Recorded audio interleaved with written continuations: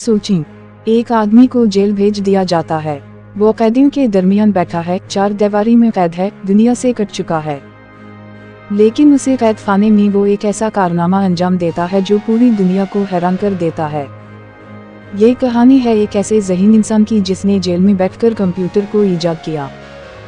ये कहानी है जॉन मैकाफी की, एक ऐसा शख्स जो साइबर सिक्योरिटी की दुनिया में इनकलाब ले आया। लेकिन किस्मत ने इसके साथ ऐसा खेल खेला कि वो जेल पहुंच गया।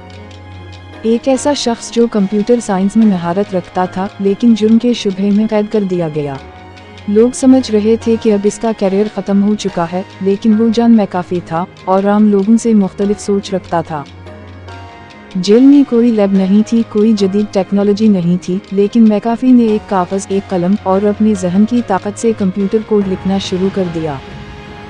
कैदखाने की तन्हाई में वो दिन रात काम करता रहा और इनमें एक ऐसा सॉफ्टवेयर तख्लीक हुआ जिसने बाद में दुनिया को हैकर्स से बचाया। जी हाँ, ये वही मैकाफी है जिसने मैकाफी एंटीवायरस बनाया, जो आज भी दुनिया के मशहूर तरीन सिक्योरिटी सॉफ्टवेयर्स में से एक है। ये कहानी हमें एक अजीम सबक देती है। हालात चाहे कितने ही बुरे क्यों ना हों, अगर आप में लगन है, अगर आप में कुछ कर दिखाने की हिम्मत है, तो दुनिया की कोई ताकत आपको रोक नहीं सकती।